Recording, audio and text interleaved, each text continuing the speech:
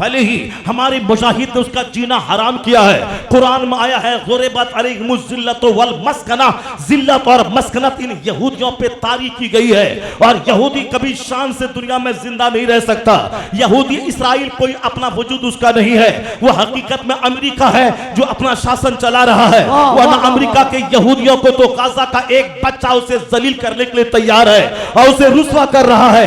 70 साल में उसके वजूद का पता लगा दिया कि एक भारी ताकत का मालिक किस तरह वह बेवकूफ होता है, जिसकी मोसाद की सारी एजेंसियां फेल हो गई। उसको किसने फेल किया? मुस्तफा का गुलाम जब अंगड़ाई लेता है तो मगरूरों का गुरूर अल्लाह तोड़ देता है और मुस्तफा के गुलामों को अल्लाह फतह कामरानी से हमकिनार कर देता है। उनकी शहादत से दिल बर्दाश्त ना हो। आपको भी तो मरना है, मुझे भी तो मरना है। तारी पी पी के मरना और है, अल्लाह के नाम पे शहीद होना और है। नाच गाने की महफिल में मरना और है, किबले अव्वल की खातिर लड़ के शहीद हो जाना और है, अपने बाल बच्चों की खातिर मरना और है, इस्लाम की अजमत की खातिर मरना और है, हॉस्पिटल में एड़ी रगड़ रगड़ के मरना और है, खुदा की राह में शहीद हो जाना ये और है। इसलिए अपनी फिक्र करें, उनकी फिक्र ना करें। उनका कोई जुल्म नहीं है। उन्होंने तो इन कुत्तों को सजा देने के लिए रॉकेट छोड़ा है ताकि ये जान ले कि मुसलमान सोया हुआ शेर है और जिस दिन अंगड़ाई लेगा इसका जीना हराम कर देगा। ये अंगड़ाई लेके बताए कि तू ट्रेलर है, आगे वाले देख अगर आज हम शहीद हो गए तो मेरी आने वाली नस्ल तुझसे इंतकाम लेगी। और हुजूर ने कह दिया है ये दस्ता का आखिरी करो दज्जाल से लड़ेगा और हमेशा फातेह रहेगा। मुझे यकीन कामिल है जिस तरह आसमान खड़ा है, जमीन खड़ी है, दिन है, रात है, ये यकीन है। उसी तरह यह यकीन है कि फिलिस्तीन के मुसलमान जीतेंगे और यहूदी हारेगा और ये बिल्कुल यकीन है। और हुजूर ने कहा है, मिशकात की हदीस में आया है, ला यबका अला ज़हरिल अर्द बैतु मदरियम वाला फब्र इल्ला अदखलहुल्लाहु कलिमतल इस्लाम। हुजूर ने फरमाया है कि इस रूए जमीन पर कोई कच्चा पक्का घर नहीं बचेगा मगर वहां अल्लाह इस्लाम का कलमा दाखिल फरमा देगा। इसका मतलब है कि तुम अपने हालात को दुरुस्त करो, अपना चेहरा दुरुस्त करो, अपना लिबास दुरुस्त करो, अपने घर के अहवाल दुरुस्त करो, अपने बाल बच्चों को दुरुस्त करो। इस्लाम के ताल्लुक से फिक्रमंद मत हो जाओ। अगर आज तुमको मायूसियत है कि काफिर हमारे भाई बहनों को मार रहा है, नर्वस मत हो जाओ या बोल कि मेरे भाई बहन की मौत उसी शहादत की मौत थी, उसी जंग में थी, वो तो जन्नत चला जाएगा। मगर आने वाले दिन के बारे में नर्वस मत होना कि इस्लाम खतरे में पड़ जाएगा। आने वाले दिन के बारे में मत बोलना कि इस्लाम का मुस्तकबिल खतरे में है। इसलिए अगर मैं मुसलमान बना रहा तो चौमुखी हमले का मैं शिकार हो जाऊंगा, जिस तरह हिंदुस्तान के हालात हैं और दुनिया भर के हालात हैं। उसके लिए नर्वस मत हो जा। अल्लाह की बात सच्ची, बंदों की बात झूठी। अल्लाह कहता है हुवल्लज़ी अरसला रसूलहु बिल हुदा व दीनिल हक़ लियुज़हिरहु अला दीनि कुल्ली। वो अल्लाह है जिसने अपने रसूल को भेजा है ताकि इस दीन को सारे दीनों पे गालिब फरमा दे। अल्लाह कहता है युरीदूना लियुत्फ़िउ नूरल्लाहि बिअफ़वाहिहिम वल्लाहु मुतिम्मु नूरी। अल्लाह कहता है ये काफिर अपने मुंह से इस्लाम का चिराग बुझाना चाहते हैं और अल्लाह उस नूर को पूरा करना चाहता है। तो बंदा जो चाहता है वो नहीं होगा, जो खुदा चाहता है वह होके रहेगा। वो खुदा इस नूर को पूरा करना चाहता है। हर घर में पहुंचेगा इस्लाम, हर पुख्ता घर में पहुंचेगा इस्लाम, हर फूस के घर में पहुंचेगा इस्लाम। ये मेरा नहीं मुस्तफा का कौल है कि ला यबका अला ज़हरिल अर्द बैतु मदरियम वाला फब्र इल्ला अदखलहुल्लाहु कलिमतल इस्लाम। इस रूए जमीन पर कोई कच्चा घर नहीं बचेगा और कोई पक्का घर नहीं बचेगा मगर वहां अल्लाह इस्लाम का कलमा दाखिल फरमा देगा। ये मजाक उड़ाए, ये बोले कि एक ख्वाब है, ये बोलते रहे मगर ये ख्वाब नहीं, ये हकीकत है।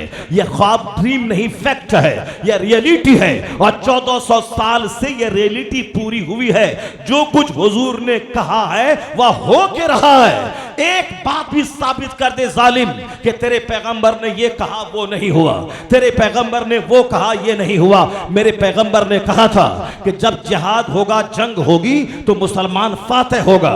तो मैदान बद्र में 313 को लेके मुस्तफा निकल गए और 1000 से ज्यादा काफिरों का सरगना, माल मता, शराब, जानवर, हाथी, घोड़े ऊंट लेकर वो मैदान बद्र में आया। यहाँ 313 निहत्थे लोग थे जो एक ऊंट ऊंट पे 3-3 सहाबा सवार थे, और जो सवार ना हो सकते थे वह पैदल थे। चंद घोड़े, चंद ऊंट है, और एक एक पे 3-3 लोग हैं। और जिस सवारी पे मुस्तफा सवार है उस पे मौला अली भी है, उस पे एक सहाबी और दूसरे हैं। वह दोनों कहते थे कि हुजूर आप तन्हा सवार हो जाए और हम नकील थाम के आगे जाते हैं। हुजूर ने कहा था ऐसा नहीं होगा, जब बारी तीनों की इस सवारी पे है तो एक मंजिल मैं चलूंगा और अगली मंजिल तू बैठेगा और मैं नकील थाम के आगे चलूंगा। सारी दुनिया ने देखा मदीना से बद्र जाते हुए कि मौला अली ऊंट पे बैठे हैं, मुस्तफा जान रहमत ऊंट की नकील थाम के पैदल चल रहे हैं। एक सहाबी दूसरी मंजिल में ऊपर बैठे, मुस्तफा पैदल चल रहे हैं। जिसका रहनुमा इतना जबरदस्त ताई कबीर, मुबल्लिग़ आज़म, सिमिलरिटी मसावात को नाफिज करने वाला, अदल और इंसाफ का गहवारा जमीन को बनाने वाला हो, उस मजहब को कभी शिकस्त हो ही नहीं सकती है। हमें जो कुछ भी सजा मिलती है ये मेरी बदअमली की सजा है, ये हमारे अहवाल की सजा है, ये हमारे बाल बच्चों की दुनियादारी की सजा है, ये शादी बियाह, अकीका, खतना, मुहर्रम, ये सारी चीजें काफिरों की तरह मनाने की वजह से इसकी ये सजा है। वरना जिस दिन मैं अंगड़ाई ले लूं कि अम्मा की गोद से लेकर कब्र की गोद तक मेरे सारे काम मुस्तफा की तालीमात के मुताबिक होंगी, और जिस दिन ये काम हो गए सरकार की सुन्नत के मुताबिक, उस दिन आसमान से 70,000 फरिश्ते उतर कर फतह कामरानी की बशारत सुनाएंगे। और बशारत उसी के लिए है कि मुस्तफा पर साखेशरा के दीन हमाऊस, यानी कि मोहम्मद से वफा तो हम तेरे हैं, ये जहां चीज है क्या अल्लाह कलम तेरे है। नारे तकबीर, नारे रिसालत, उलमाए अहले सुन्नत। मेरी बदअमली की सजा है, वरना अल्लाह तो हमेशा हम पर रहमो करम की बारिश करने को तैयार है। या 313 मुजाहिद इस्लाम की सबसे पहली जंग में गए हैं मैदान बद्र, और उसके मुकाबले में है शराबी फौज, उसके मुकाबले में है गर्दन तक खाने वाली फौज, और यहाँ है निहत्थी फौज। एक खजूर को 3 लोग मिल के खा लेते हैं, एक खजूर को 3 लोग मिल के खाते हैं। ये चले हैं मैदान जंग में, मगर हुजूर ने कहा है कि फतह कदम चूमेगी और तू जीतेगा। दुनिया में जो बोदा किस्म का आदमी है, जिसको जुल्म मिटाने की कोई परवाह नहीं है, जो असाहिर जुल्म मिटाने जो मैदान में जाएगा, ऐसा थोड़ी है कि वो वहां से बच के आ जाएगा। अल्लाह की राह में जो मर जाते हैं वो शहीद कहलाता है, और शहीद कहलाने वाला उसे मैदान में जाना पड़ेगा, उसे लड़ना पड़ेगा। और जिहाद की तमन्ना जो दिल में नहीं रखा वो भी कोई आदमी है क्या? तमन्ना रहे दिल में जिहाद की, अल्लाह वो दिन दे दे कि मैं अल्लाह की खातिर में जान दे दूं, मैं शहादत के जाम पीऊं। और हर किसी के नसीब में शहादत नहीं मिलती है, मगर तमन्ना तो करनी चाहिए कि मुझे मिले सबसे आला किस्म की मौत है अल्लाह की राह में मर जाना, ताकि कयामत के दिन ये कहा जाए कि तू बोला था कि मेरा रब अल्लाह है, मेरा दीन इस्लाम है, मुस्तफा मेरे पैगंबर है, और इसी जुर्म में तुझको काट दिया गया। तो अल्लाह रब्बुल इज्जत कहेगा कि आओ ये मुस्तफा के नाम पे कटने वाले, गर्दन देने वाले, अल्लाह रब्बुल इज्जत के दीन की हिफाजत करने वाले, आज और जन्नत की सारी बहारें तुझ पर कुर्बान होने को तैयार है। फिर क्या होगा? 80 साल का नफल सजदा वहां नहीं पहुंचा पाएगा जहां खुदा के नाम पे तलवार की एक जर्ब उसे पहुंचा देगी। ये दुनिया खाने पीने की जगह नहीं है, ये दुनिया में स्ट्रगल, जद्दोजहद, मेहनत करना। यही वजह है कि सहाबा कराम की मेहनतों ने इस्लाम को हम तक पहुंचाया, ताबीन की मेहनतों ने इस्लाम को हम तक पहुंचाया। जैसे हम लोग घर, मकान, दुकान, बीवी बच्चा कर रहे हैं, ऐसे बुज़दिल अगर सहाबा होते तो इस्लाम की तारीख मिट गई होती, इस्लाम हम तक नहीं पहुंच पाता। ये वह लोग थे जो 27 साल सरहद पे जाके रहते थे, 27 साल के बाद मदीना वापस आते थे। वहां की औरतें भी दीन की खातिर जीना चाहती थी, और वहां के मर्द भी दीन की खातिर जीना चाहते थे। और जो दीन की खातिर जीना और मरना चाहता है, अल्लाह उसे इज्जत देता है, अल्लाह उसे हुकूमत और सल्तनत देता है। उसी आदमी का चर्चा दुनिया में होता है। यजीद खाने पीने वाले शराबी की कब्र कहीं नहीं मिलेगी दुनिया में, मगर हुसैन आजम की कब्र मौजूद है। उनकी कब्र पे करोड़ों की फातिहा हो रही है, हाजिरी हो रही है। हुसैन वहां से मैदान करबला से जान बचा के नहीं निकले थे, हुसैन अपना सारा कुंबा लुटा दिया था मैदान करबला में। जो जान बचाने जाता है वह यहूदी, वह कभी कामयाब नहीं होता है। जो जान बचाने मैदान में जाता है और जो जान देने जाता है वही कामयाब होता है। यही वजह है कि आज भी दुनिया में जहां भी मुस्तफा के गुलाम फौज से अगर किसी काफिर का आमना सामना होता है, तो काफिर चूंकि वह मारना भी चाहता है, वह जान बचा के भागना भी चाहता है, इसलिए हर महाज पे काफिर जलील होते हैं। और फतह उसके हिस्से में आती है जो जान बचाने नहीं बल्कि जान दे के मजहब बचाने जाता है। उसके हिस्से में फतह आती है जो जान देने जाता है, जो शहादत पाने के लिए गया है कि मरना है मुझे इस जंग में, जब मरना है तो 50 काफिरों को मार के मरना है। ऐसे हिजड़ा और बुज़दिल बन के नहीं मरना है। और जिस हालतों में मेरे बाल बच्चे आज जी रहे हैं, हमारी माँ भी बोलेगी कि जिहाद में मत जाओ, हमारी बीवी कमर पकड़ेगी कि मेरा क्या होगा। तुम जैसे करोड़ों औरतों से फिलिस्तीन की एक औरत बेहतर है, जो औरत अपने बच्चे को दूध पिलाते हुए कहते इलाही मेरे बेटे को सलाहुद्दीन अय्यूबी का नाई बना देना और इनका एक एक कतरा खून तेरे मजहब की हिफाजत के नाम पे बह जाए, वह हौसला दे देना। तुम जैसे खाने पीने वाली और अपने बाल बच्चों के लिए मरने वाली से करोड़ों गुना बेहतर वह फिलिस्तीन की खातून है जो इस बमबारी में शहीद हो गई। चूंकि वह औलाद भी जन्म देती थी, वह कह के दूध पिलाती थी कि अल्लाह इसे तू मुजाहिद बनाना, इसे तू गाजी बनाना, इसे तू शहीद बनाना, इसे तू अपने मजहब के नाम पे इसे शहादत के जाम पीने का हौसला इसको अता फरमा देना। तब दुनिया में नाम होता, इज्जत मिलती है मुसलमानों को। अल्लाह के नजदीक बहादुरों की कद्र है, अल्लाह के नजदीक ताकतवरों की कद्र है, अल्लाह के नजदीक मुजाहिद की कद्र है, अल्लाह के नजदीक शहादत का जज्बा रखने वाले की कद्र है। अल मोमिनुल कविय्यु खैरु व अहब्बु इलल्लाह तआला मिनल मोमिनिज़ ज़ईफ़। इस हदीस पाक को 50 बार पढ़िए आप। मुस्तफा ने क्या कहा? ताकतवर मोमिन कमजोर मोमिन के मुकाबले में ज्यादा अल्लाह को पसंद है। अल मोमिनुल कविय्यु खैरु व अहब्बु इलल्लाह तआला मिनल मोमिनिज़ ज़ईफ़। ताकतवर मोमिन अल्लाह को कमजोर मोमिन के मुकाबले में ज्यादा पसंदीदा है। ताकतवर मोमिन अल मोमिनुल कवी, ताकतवर मोमिन। ताकतवर मोमिन रात में इशा के वजू से फजर पढ़ सकता है, ताकत रहेगी तब ना। कमजोर आदमी हर 1 घंटे के बाद पेशाब करता है। कमजोर आदमी का गुर्दा कमजोर होता है, कमजोर आदमी का पेशाब पखाने का सिस्टम कमजोर होता है, कमजोर आदमी का लीवर कमजोर होता है, वह इशा के वजू से फजर नहीं पढ़ सकता है। कमजोर आदमी मक्का से अरफात 17 किलोमीटर दूर वह पैदल नहीं जा सकता है और हर कदम के बदले में 6 करोड़ नेकियां मिलती है। वह कमजोर ऐसा नहीं कर सकता है। ताकतवर रहेगा तब ना मक्का से लेकर अरफात पैदल हज करेगा और हदीस रसूल की रोशनी में हर कदम पे 6 करोड़ नेकी मिलेगी। तो ताकतवर मोमिन ही पैदल हज कर सकता है, ताकतवर मोमिन ही दूसरों का बोझ उठा सकता है, ताकतवर मोमिन ही किसी गरीब आदमी को हॉस्पिटल ले जाकर रात भर हॉस्पिटल में वह जाग सकता है। तो मरीज की तीमारदारी के लिए ताकत जरूरी है, माँ बाप की खिदमत के लिए ताकत जरूरी है, अपने 10 बाल बच्चों का बोझ उठाने के लिए ताकत जरूरी है, जिहाद के लिए ताकत जरूरी है, काफिरों को पछाड़ने के लिए ताकत जरूरी है। अगर कोई मेरे घर में बाल बच्चों पे अटैक करी, मेरी बीवी की आबरू लूटे, तो अगर हम जिस तरह भी कमजोर है, मेरा बाल बच्चा गुटखा खा खा के कमजोर हो गया, सिगरेट पी पी के कमजोर हो गया, तंबाकू खा खा के कमजोर हो गया, शादी से पहले हिजड़ा और नामर्द हो रहा है, ये इश्कबाजी में मेरा बच्चा मशहूर हो रहा है, सनीमा बाजी करना, इश्कबाजी करना, भेजा था डीएम बनने के लिए इलाहाबाद, अब वहां से लौटा है किसी छोकरी को लेके आ गया। क्यों? इश्क हो गया, मोहब्बत हो गई।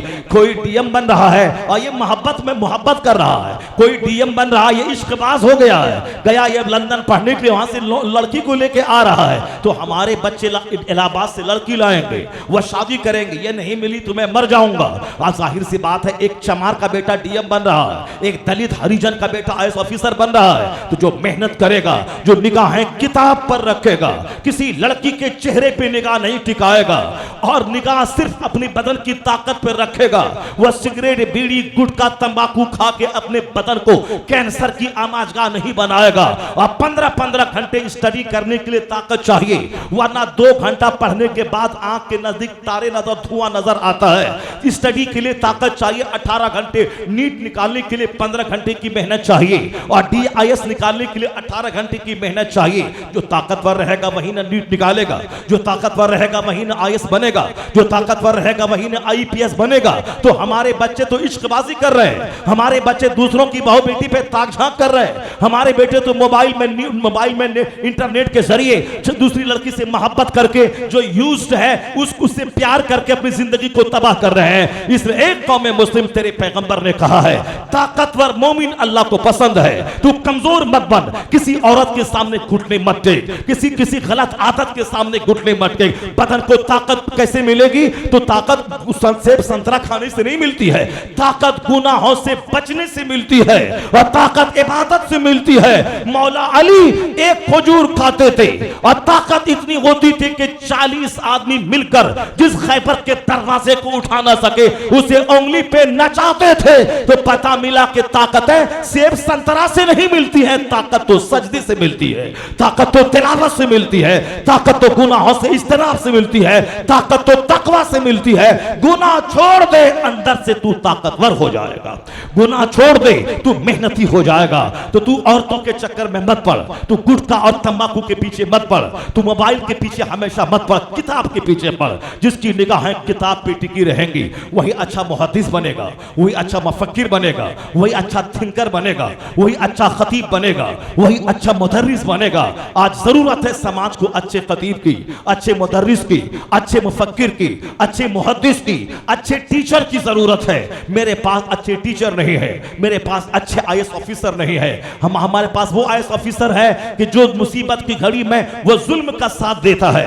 ऐसे वक्त में एक ईमानदार ऑनेस्ट आईएएस ऑफिसर चाहिए। अपने बच्चों को स्कूल कॉलेज में पढ़ाएं, 1 घंटा नेक लोगों के पास भेजकर दीन सिखाएं, ताकि आपका बच्चा डीएम, मास्टर, दारोगा और क्लर्क बनने के बाद काफिर का तलवा न चाटे, बल्कि जिस दफ्तर में बैठे उस दफ्तर को इस्लाम की तबलीग का मरकज बना दे। तो और बोले कि मैं मुसलमान पहले हूं, उसके बाद में कुछ हूं, पहले मैं मुसलमान हूं, पहले मैं मुस्तफा का गुलाम हूं। अगर सामने वाला बंदा उसे ईमानदार और ऑनेस्ट देखेगा तो बोलेगा जो इस कुर्सी पे पहला पुराना डीएम आया था वो तो रिश्वतखोर, हरामखोर था, और ये ऑनेस्ट ईमानदार है। पता चलेगा ये ईमानदार क्यों है। कहा जाएगा हमारे मजहब में रिश्वत का लेना देना हराम करार दिया है। तो मालूम है एक 50 घंटे की तकरीर से वो असर ना हो जो उसका ये कैरेक्टर सामने वाले काफिर के सीने को हिला देगा और वो मुस्तफा के इस गुलाम को देखकर मजहब इस्लाम कबूल करने पर मजबूर हो जाएगा। इसलिए किरदार का आदमी बने, ताकतवर अपने बच्चों को बनाए, इश्कबाज नहीं बल्कि मुफक्किर बनाए, छोकरीबाज नहीं उसे मुदब्बिर बनाए, अच्छा प्रोफेसर बनाए, अच्छा साइंटिस्ट बनाए, अच्छा फौजी बनाए। ये बताए कि हम जैसे गुटखाखोर अगर हम कमजोर होते क्या 7000 रॉकेट दाग सकता था? क्या दुश्मनों के सामने F-47 चला तो उसे मार सकता है? नहीं, वो तो गन को देखने के बाद थर्रा जाएगा, इसका बदन थरथरा के बैठ जाएगा। वो तो वहां के वो 8 साल बच्चे तो बेहतर है जो 40 केजी का गन उठा के दुश्मनों पे चलाने का हौसला रखते हैं। अगर तेरे समाज पे किसी जालिम ने अटैक किया, तो मालूम है कि बिला वजह की बात लोग बनाते हैं। हमारी मस्जिदों को लोग कहते हैं ये मंदिर था, हमारे घर को लोग कहते हैं कि दूसरे का घर तोड़ के बना लिया है। वह बिला वजह का प्लान बना के मेरे जलसों को बंद करना, अजान को बंद करना चाहता है। ऐसे वक्त में जब आर पार की बात आ जाए कि अपने ईमान को बचाने के लिए हमें जुल्म से लड़ना होगा, अत्याचार को मिटाना होगा, तो अत्याचार मुस्कुराहट से नहीं मिटता है। अत्याचार को मिटाने के लिए हिम्मत और हौसला चाहिए। उस वक्त अगर ताकत नहीं रहेगी और 10 कदम चलने के बाद हाँफने लगेगा, ये बता अपनी बीवी की आबरू कैसे बचाएगा? तो अपनी माँ की आबरू कैसे बचाएगा? अपने समाज की बहू बेटी की आबरू कैसे बचाएगा? तो अपने को जन्नत ले जाने के लिए भी ताकत जरूरी है और बाल बच्चों को बचाने के लिए भी ताकत जरूरी है और मेहनत करके आईएएस ऑफिसर बनने के लिए ताकत जरूरी है और 8 घंटे खेत में हल चला के फसलें पैदा करने के लिए भी ताकत जरूरी है। इसलिए दुनिया के लोगों ने कहा कि एनर्जी की हिफाजत कीजिए और अपने जिस्म की हिफाजत कीजिए, खाने का, सोने का, पीने का एक रूटीन बना लीजिए। तो लोगों ने कहा कि सेहतमंद जिंदगी गुजारने के लिए ये चीजें जरूरी है। तो लोगों ने इस हेल्थ पे आज जोर दिया। कुर्बान रहमते दो आलम पे कि 1400 साल पहले मुस्तफा ने कहा था सुमू तसहु, observe fast, you will be healthy. यानी तुम फास्टिंग किया करो, कम खाया करो, तुम सेहतमंद बन जाओगे।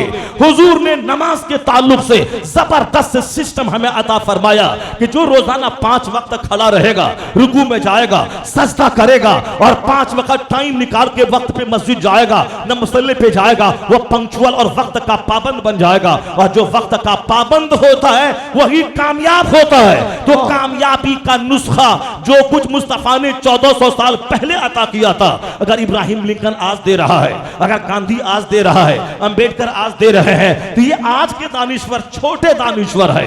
और जो 1400 साल पहले दिया है सेहतमंद रहने का नुस्खा, वक्त का पाबंद रहने का नुस्खा, तो ये दानिश्वर छोटे हैं और सबसे बड़े मुस्तफा की जाते गिरावी है। इसलिए आला हजरत ने आज से 100 साल पहले कहा था, कोई थिंकर बड़ा नहीं, प्रोफेसर बड़ा नहीं, साइंटिस्ट बड़ा नहीं, स्कॉलर बड़ा नहीं, सबसे आला व औला हमारा नबी, सबसे बाला व बाला हमारा नबी, सारे ऊंचों में ऊंचा, समझिए जिसे है उस ऊंचे से ऊंचा हमारा नबी। वाह वाह वाह वाह, जिंदाबाद। है उस ऊंचे से ऊंचा हमारा नबी। सरकारे दो जहां को पढ़ने की जरूरत है, आका अलैहिस्सलाम की हयात तैयबा का मुताला करने की जरूरत है, अच्छी कौम की अच्छी निगरानी की जरूरत है। बहुत सारे लोगों ने सिर्फ डॉक्टर बनाइए, इंजीनियर बनाइए, और जिस हालत में आप और हम हैं, अगर बच्चा बच्चा डॉक्टर बन जाए, हर कॉलेज और यूनिवर्सिटी में तब्दील हो जाए, और सोच इस्लामी नहीं रही, तो यह इंजीनियर बनने से क्या फायदा है, यह डॉक्टर बनने से क्या फायदा है। डॉक्टर बनने के बाद वो काफिर हो जाएगा,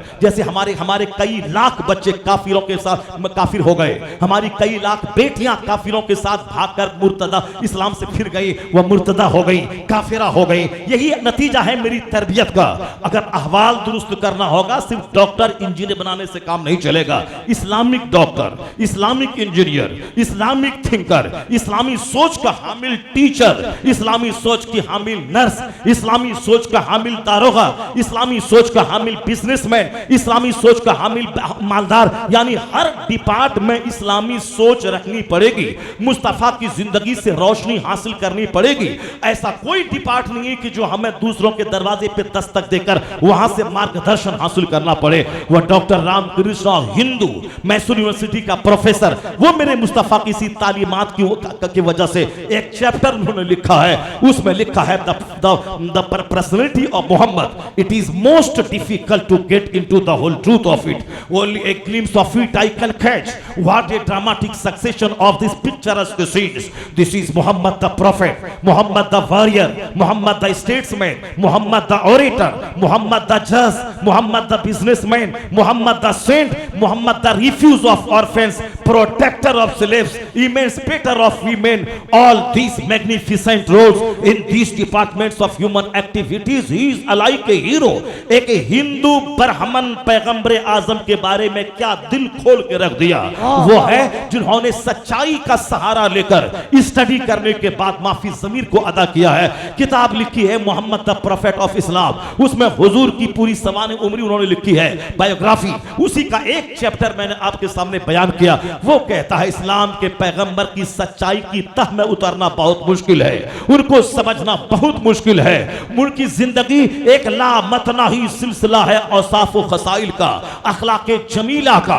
एक चैप्टर मैं पढ़ता हूं, खत्म नहीं होने पाता। उनके औसाफ का दूसरा बाब सामने आ जाता है। वो कहते हैं इस रुए जमीन की महानतम व्यक्तित्व का मालिक ये है जिसके बारे में मैं पढ़ूं तो एक चैप्टर पढ़ता हूं, सामने कई चैप्टर आते हैं, इसको पढ़ा जाए, इसके स्टडी की जाए। इस तरह एक जबरदस्त खुसूसियात की हामिल शख्सियत मोहम्मद अरबी की है। वो कहते हैं ये मुस्तफा है, ये मुस्तफा है, मुअल्लिम है मुस्तफा, जाहिद है मुस्तफा, खतीब है मुस्तफा, एक शानदार ताजिर है मुस्तफा, जज और हाकिम है मुस्तफा। वो कहते हैं औरतों की आबरू के मुहाफिज है मुस्तफा, यतीमों की पनाहगाह है मुस्तफा, बेवाओं के रक्षक है मुस्तफा, नारियों को सम्मान देने वाले हैं मुस्तफा, इंसानियत को गुलामी की जंजीर से आजादी दिलाने वाले हैं मुस्तफा, मानवता को दास्ता की प्रथा से मुक्ति दिलाने वाले हैं मुस्तफा।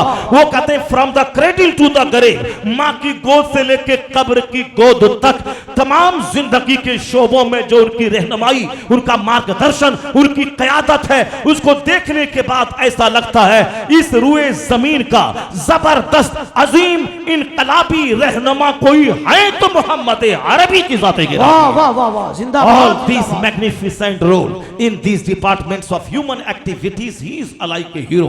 एक हिंदू ब्राह्मण कहता है इंसानी जीवन के हर क्षेत्र में जो उनका योगदान रहा है, जो उन्होंने हमें मार्गदर्शन किया है, जो उन्होंने हमें रास्ता दिखलाया है, उसको देख के कहना पड़ता है कि इस रुए जमीन का महान नतम और सफलतम इंसान कोई है तो मोहम्मद अरबी की जाते गिरामी है। ये हिंदुस्तान के दो चार लुच्चे लफंगे मुस्तफा के बारे में जो बकवास करते हैं, इस पर कान न धरा जाए, बल्कि बल्कि इस दुनिया का सबसे महान लोग, उसने मुस्तफ़ा को क्या कहा है, उसकी जिंदगी का मुताला कीजिए। डॉक्टर बर्नार्ड शॉ एक बहुत बड़े राइटर है, जिसकी किताबें 50 साल के बाद आज भी हिंदुस्तान की यूनिवर्सिटीज में चलती है।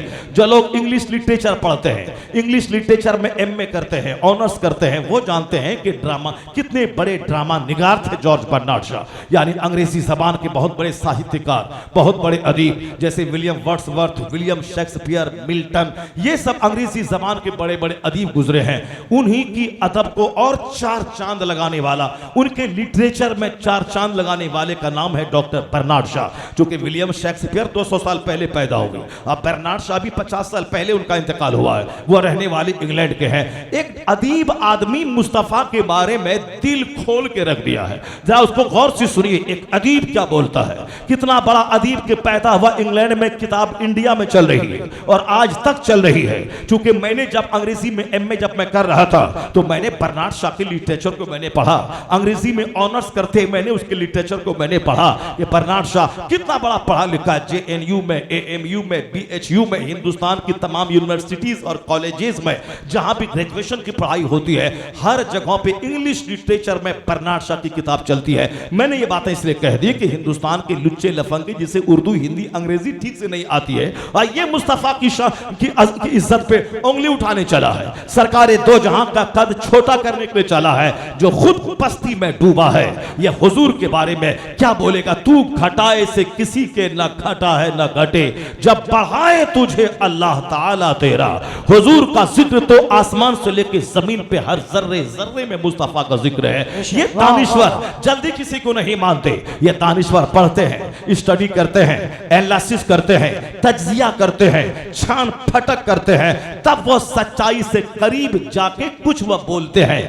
ऐसे ही नहीं बोल देते अकीदत में, चूंकि वो कलमा नहीं पढ़ा है मुस्तफा का। वो अकीदत में तो वो बोलेगा जो मुस्तफा को कलमा पढ़ा है, वो अकीदत में बोलेगा। जो वो बोलेगा, इमामुल अंबिया ये कहेगा, खत्मुल मुरसलीन ये कहेगा। जो कलमा ही नहीं पढ़ा है, वो हमारे पैगंबर के औसाफ को क्या जाने गया। मगर स्टडी करने के बाद, सच्चाई की छान फटक करके, तज्जिया करके, एनालिसिस करके, चिंतन मंथन करके, डीप सघन स्टडी करने के बाद उसने जो जुमला कहा है, उस जुमले को आप देखिए। डॉक्टर बर्नार्ड शॉ कहते हैं, he must be called the saviour of humanity.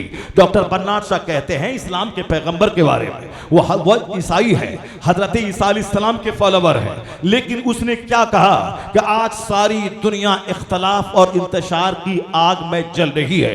छोटी सी यूनिट इकाई है, छोटा सा घर, और बड़ी यूनिट है पूरा एक मुल्क, और यह दुनिया एक परिवार की मानिंद है। कहीं कास्ट की जंग, कहीं कलर की जंग, और कहीं रंग की जंग, कहीं बिरादरी की जंग, यानी जंग में ही दुनिया मुब्तला है। किसी को हल समझ में नहीं आता।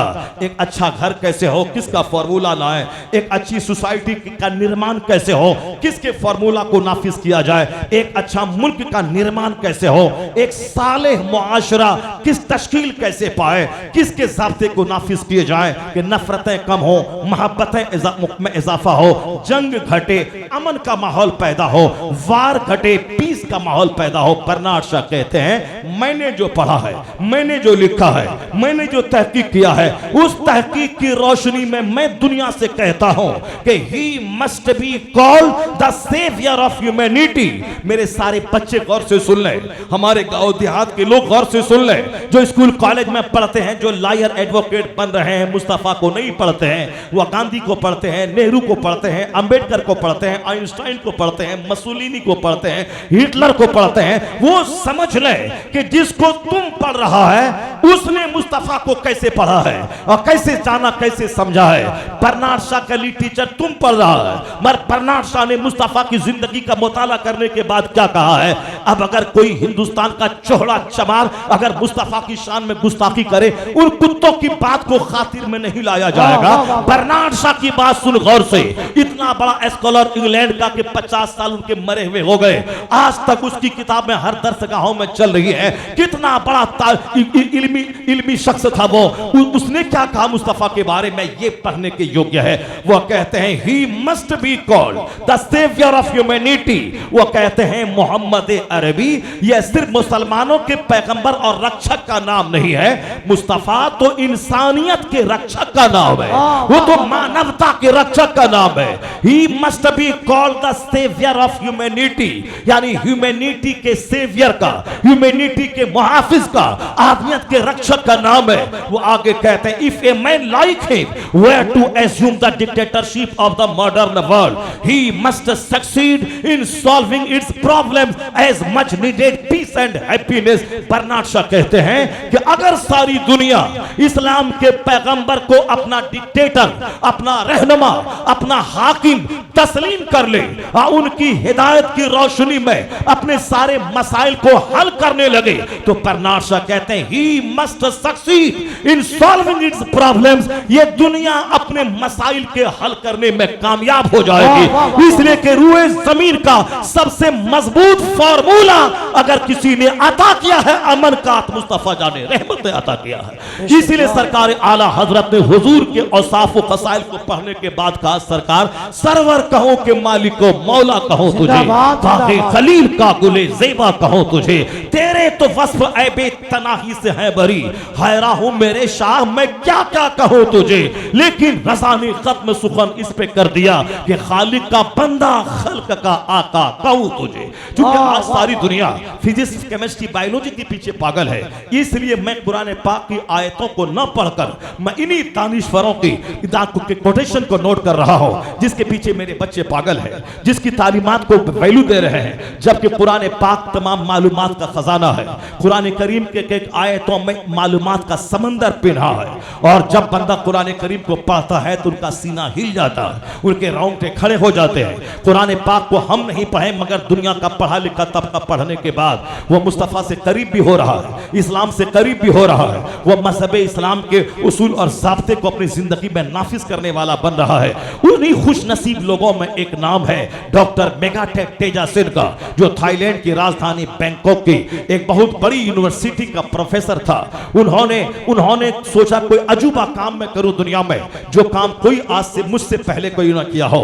यही एक अच्छे मुहक्किक रिसर्चर की तमन्ना होती है, मैं ऐसी किताब लिखूं जो मुझसे पहले किसी ने नहीं लिखी हो, मैं ऐसी कोई तहकीक दुनिया वालों के सामने लाऊं जिस पर नजर मुझसे पहले किसी की नहीं पड़ी है। ये मुहक्किक लोग गौर करते हैं, सोचते हैं, फिक्र करते हैं और फिर उस रोशनी में वो काम करते हैं। डॉक्टर मेगाटेक तेजासिन थाईलैंड यूनिवर्सिटी के प्रोफेसर, उन्होंने सोचा कि मैं भी कोई अजूबा काम करूं। ये तो हमारे बच्चे हैं कि अजूबा काम करते हैं, ये नमाजें छोड़ते हैं, ये गुटखा खाते हैं, ये बीड़ी पीते हैं, ये सिगरेट पीते हैं, आलिमों की बुराई बयान करते हैं, नेक लोगों से चिढ़ते हैं, अपने समाज के बूढ़ों का मजाक उड़ाते हैं, कोई मौलाना आ जाए तो हा हा हवा हुटिंग करते हैं। तुमसे बेहतर तो वह नरसिम्हा राव था जो अपने धर्म गुरु के सामने चप्पल खोल के जाता था, या मुशरिक, ये काफिर अपने धर्म गुरु का सम्मान करते हुए चप्पल खोल के जाता था, उनके पांव को छू के आशीर्वाद लेता था। और तुम अपने मौलवी का मजाक उड़ाता है, अपनी मस्जिद के इमाम की हुटिंग करता है, तुम जलसागाहों की हुटिंग करता है, जलसागाहों को तुमने खेल और तमाशा बना दिया है, और तुमने अपनी जिंदगी में सेल्फी को दाखिल कर दिया है। बाप की सेल्फी, माँ की सेल्फी, बीवी की सेल्फी, पीर की सेल्फी, मौलाना की सेल्फी, ये कौन सा तमाशा है? एक इस्लाम, मोमिन के इस्लाम का हुस्न क्या है? आलिमों से पूछें। वो हदीस पाक जो इमाम आज़म ने अपने बेटे के लिए 6 लाख अहादीस के ज़ख़ीरे में से 5 लाख अहादीस के ज़ख़ीरे में से 5 हदीस जो अपने बच्चे की इस्लाह के लिए दिया था कि हर वक्त से निगाहों के सामने रखना और एक अच्छा कामयाब आदमी बनना, उसमें से एक हदीस थी। 5 लाख अहादीस के ज़ख़ीरे में से 5 हदीस उन्होंने छांटा, उस 5 में से एक हदीस यह थी, मिन हुस्न इस्लामिल मर तर्क हो माला यानी। हुजूर ने कहा था एक मोमिन के इस्लाम की खूबसूरती यह है कि जो ला यानी चीज है उसको छोड़ दे, यानी जो बेमतलब चीज है, अननेसेसरी चीज है। सेल्फी लिया, इससे हो क्या गया? बेटे की सेल्फी, बीवी की सेल्फी, इसकी ऐसे सेल्फी, उससे क्या मिला? उससे तुझको क्या मिला? बिजली खर्च हुई, मोबाइल खर्च हुआ, तस्वीर बनाने का गुनाह हुआ, कयामत के के दिन दर्दनाक अजाब तस्वीर बनाने वाले पे होगा, और फिर उसका तुम मुर्तकिब हुए, आप कोई फायदा भी नहीं हुआ कि हमने फोटो खींच लिया अपने बेटे का, बस दूसरों को दिखा देना है, बस दूसरों को देखा, हम मौलाना साहब के साथ में रहे, फोटो खींच लिया, दूसरों को दिखा देना है। गैर जरूरी खाना, गैर जरूरी सोना, गैर जरूरी बोलना, गैर जरूरी हरकतें करना, इन सारी चीजों को छोड़ने का हुक्म मुस्तफा ने दिया है। मिन हुस्न इस्लामिल मर तर्कहु माला यानी, ये वो हदीस है जिसे सोने के पानी से लिखे जाने के काबिल है। हर घर में ये हदीस से पाक रहे, जो अननेसेसरी चीज है, जिसका कोई दुनियावी और उखरवी कोई फायदा ना हो। जैसे मैं हल चला रहा हूं, फसलें पैदा होंगी, मैं खाऊंगा, मेरे बच्चे खाएंगे, मैं जिल्लत और गुर्बत से मैं बचूंगा, एक दुनियावी फायदा है। मैं 8 घंटे दुकान में बैठता हूं, मैं दुकान चलाता हूं, एक एक पैसा बेच कर फायदा कमाता हूं, ताकि मेरे बाल बच्चे दूसरों के सामने हाथ फैलाकर वह भिखारी नहीं बने। और बाल बच्चों की परवरिश मुझ पर जरूरी है। नमाज पढ़ना अल्लाह का फर्ज है, और अल्लाह के फर्ज के बाद बाल बच्चों को हलाल तरीके से पालना यह जरूरी है। तो नमाज छोड़ के जो बच्चों को पाले कुछ नहीं मिलेगा, नमाज के साथ जो बच्चों को पाले उसको बच्चे की परवरिश का फायदा मिलेगा, कि नमाज से नूरानियत मिलेगी, और बच्चों की तरबियत का फायदा होगा कि गुनाह मिटेंगे और उसे जन्नत में आला मकाम मिलेगा। तो अब मगर नमाज छोड़ के नहीं कि हजरत बाल बच्चों को पालना है, बेटी की शादी दिलाना है, 4 बेटी की शादी दिलवा दें तो जन्नत हमारी हो जाएगी, हज का सवाब मिल जाएगा, ये सब कुछ मिलेगा फराइज और वाजिबात के साथ। फराइज छोड़कर कुछ नहीं मिलेगा। चाहे बाल बच्चों को पाल, अगर नमाज छोड़ा, रोजा छोड़ा, हज छोड़ा, कुछ फायदा नहीं मिलेगा। ये सारे नवाफिल का बेनिफिट उस वक्त मिलेगा जब बंदा फराइज और वाजिबात की तकमील करता हो। 11वीं का बकरा ज़बह करके फातिहा देना अच्छा काम है, घर में रोजी बढ़ती है, घर में तंदुरुस्ती रहती है, लेकिन ये नमाज़े पंजगाना छोड़ के कुछ नहीं मिलेगा। और फिर 12वीं का जुलूस निकालना अच्छा काम है, मोहब्बत मुस्तफ़वी का मुजाहरा है, आने वाली नस्लों के दिलों में हुजूर की मोहब्बत डाल देना खुशी के इजहार का एक शानदार तरीका है। अपने घरों में लाइटिंग करना, झंडा डालना, जुलूस निकालना अच्छा काम है, मगर नमाज़े पंजगाना छोड़कर यह काम बेफजल है, इसकी कोई बरकतें समझ में नहीं आएंगी, क्योंकि यह नफल है। नमाज़े पंजगाना फर्ज है, और आला हजरत ने लिखा है कि नमाज छोड़कर कोई नफल काम नहीं देता। मुहर्रम का खिचड़ा बनाना, फातिहा दिलाना, महफिल मिलाद करना, यह सब अच्छा काम है, बरकत वाला काम है, मगर उस वक्त है जब नमाज के साथ ये हो। और नमाज से हट के अगर सिर्फ यही फातिहा, मिलाद और जुलूस और झंडा और 11वीं का बकरा और चादर और कागर और संदल और उर्स है, कुछ नहीं मिलेगा।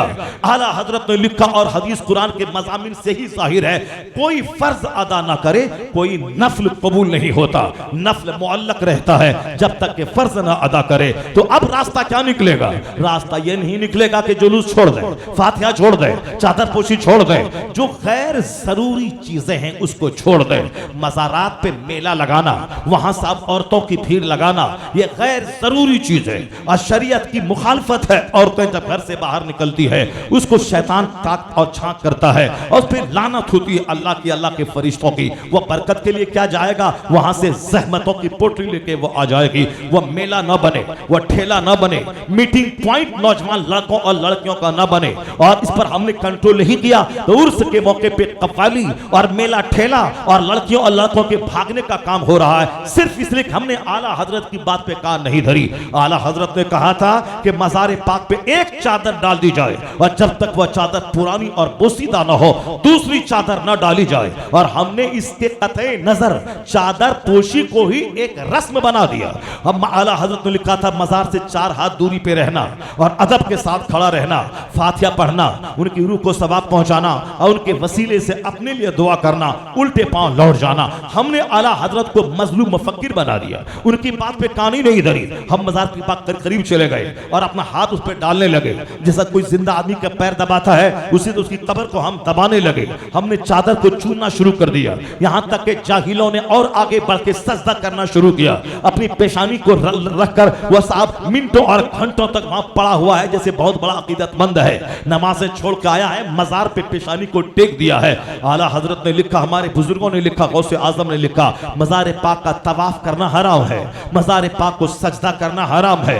यहाँ सजदा भी हो रहा है, तवाफ भी हो रहा रहा है और चादर पोशी की बाढ़ लगाई जा रही है और साहब वहां गुंबद और मेहराब और मेंबर पे करोड़ों रुपए खर्च किए जा रहे हैं। मस्जिद में वजू खाना नहीं है, मस्जिद में चटाई नहीं है, मस्जिद में कोई जीनत नहीं है और मजार पे 1-1 लाख का झूमर लगाया जा रहा है। मजार इसीलिए है ताकि बंदा हाजिर हो तो उस वली का कारनामा उसकी निगाहों के सामने आ जाए। ये वो शख्स कब्र में लेटा है जो 40 साल तक कोई नमाज कज़ा नहीं हुई। अब मैं भी कोशिश करूंगा कि नमाज मेरी कज़ा ना हो। तो ये उर्स का मकसद यही है, उनकी जिंदगी से नूर लेना, उनकी कब्र से नूर हासिल करना और हमने उसको बाल बच्चा बेटा बेटी इलेक्शन में जीत के हासिल करने का जरिया उस कब्र को बना दिया और उसी कब्र वाले से सारी मुरादें मांगना शुरू कर दिया। ये था क्यों कब्र पे जाओ ताकि उसके वसीले से अल्लाह से दुआ करो। और साहिबे कब्र जहां आराम कर रहे नेक परहेजगार मुत्तकी लोग, उनकी कब्र मकामे मुस्तजाब बन जाती है। जहां नेक लोगों की आरामगाह है, उसके बदन में, उसके लिबास में, उसके बैठने की जगह में बरकतें हासिल होती है, वहां दुआएं कबूल होती हैं। दुआ की कबूलियत की जगह है और हमने उसको मेला लगा दिया। हमने उसको सबसे बड़ी चीज समझ लिया। मस्जिद वीरान है और मेला आबाद है, तो जो फर्ज छोड़कर नफल अदा करता हो वह नफल मुअल्लक रहता है, कबूल नहीं होता। अपना रोजा रखना फर्ज है। 1 लाख आदमी को इफ्तार कराना मुस्तहब है, कोई मुस्तहब कबूल नहीं होता जब तक कि फर्ज न अदा करे। 1000 रुपया ज़कात की यह फर्ज है। 1 करोड़ की कोई मस्जिद बना दे और 1000 ज़कात का वो अदा नहीं करे, वो करोड़ की मस्जिद बनाना वो मुअल्लक रहेगा, लटका हुआ रहेगा वो काम, जब तक कि ज़कात का 1000 रुपया ये अदा न करे।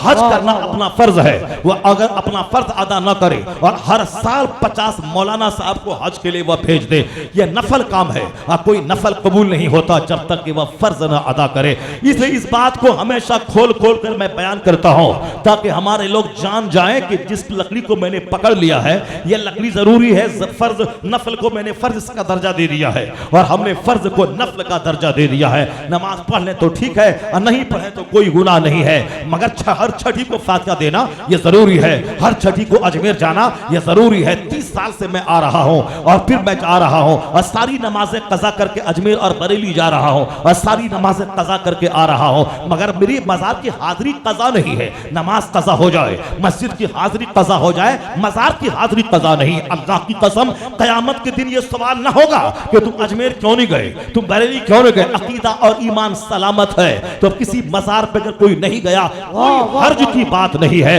सवाल नहीं होगा, सवाल होगा कि तुमने फजर पढ़ी कि नहीं पढ़ी, तुमने सहर पढ़ी कि नहीं पढ़ी, तुमने ऐशा पढ़ी कि नहीं पढ़ी। ये नमाजें कज़ा करके मजार पे जाना किसने तुमको कह दिया?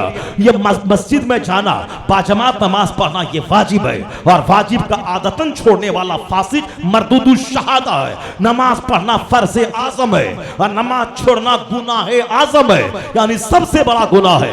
कोई 10 साल शराब पिया सच्ची तौबा कर ले माफ हो जाएगा, लेकिन कोई 10 साल नमाजों को तर्क किया हो उस वक्त तक यह गुनाह उससे न साकित होंगे जब तक के यह उस गुनाह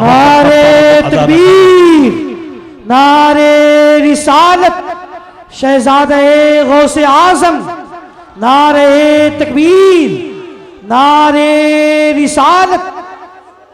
हज़रात जो हज़रात भी इधर उधर मुंतशिर है, मैं गुजारिश करता हूँ आगे तशरीफ ले आए, आगे तशरीफ ले आए। जिस शख्सियत का इंतजार आप शर शाम से कर रहे थे, हजरत हसन आ जाए सारे लोग आगे बढ़ जाए। देखें आप